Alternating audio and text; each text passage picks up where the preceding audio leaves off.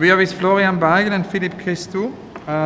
Welcome. To begin with the beginning, I wanted to ask you how it all started. How did you come into architecture? What was the epiphany? Okay, I mean, difficult. Very long time ago. I think, very banal. There was a friend of the family who was Swiss, and he had a very large car. And as a very fast car. And he was an interior architect.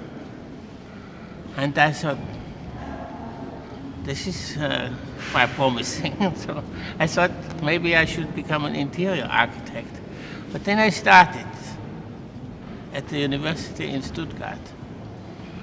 And they said, no, for you it's not interior architect, for you it's architect. That's how it started. And what about you? I was born in Western Canada, where really there's very little architecture. But I was lucky that, I suppose maybe many architects would have that experience that a friend of my parents is an architect who lived down the street, a good friend, and he worked on our house, where I lived when I was young, and this was an inspiration. He was a good architect, and I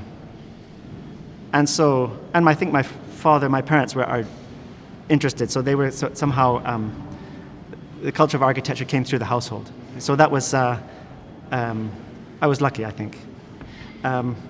But the way that our collaboration began, that's another whole long story. Obviously curious to know about that, but we can come to that a bit later.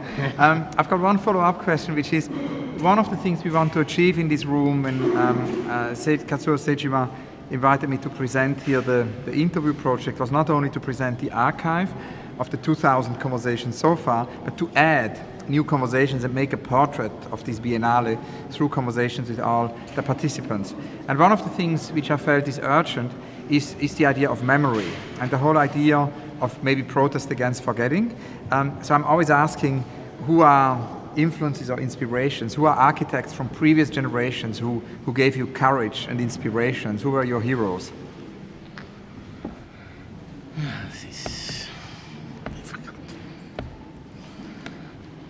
It's a long answer as well. Yeah, there's many, of course. Yeah. There are people in one's education, architecture education, that have a big influence. And for example, Cedric was a guy who was, when I was studying at A, he was around the school. He wasn't teaching, but he was around the school always somehow as a presence. And he would give lectures every so often, and he was an inspiration, and continues to be. Yeah.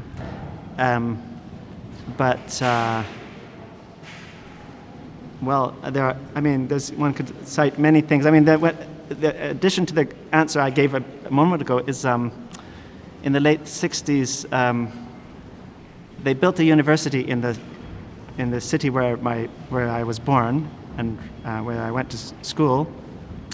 And it's called Lethbridge, the University of Lethbridge, and it was designed by Arthur Erickson.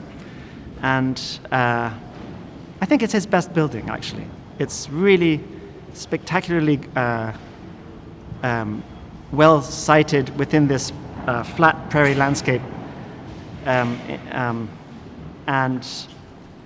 that continues also to be an inspiration, how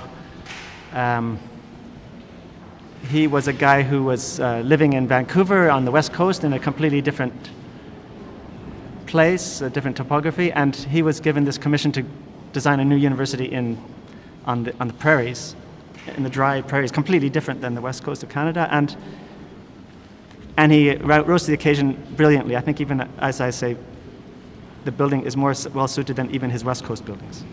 So those kind of things, one could go on though, of course, yeah. And Florian, what about you? Okay, Cedric is definitely unforgettable. And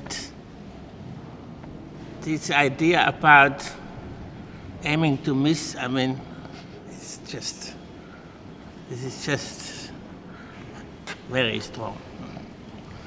And this whole idea about uncertainty and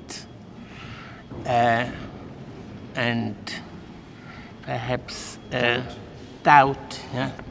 All these things that really, I think, where really the ideas come from. I think he got quite close to how to create an atmosphere of ideas, where ideas come easily. And yeah, I'm getting more interested in history. What is the architect Santa Maria della Croce in Rome? Yeah, Bramante. Bramante, I like him more and more because it's really creating feelings without doing much, without showing much. And, just a fantastic proportion or an idea how to make an internal corner in a new way.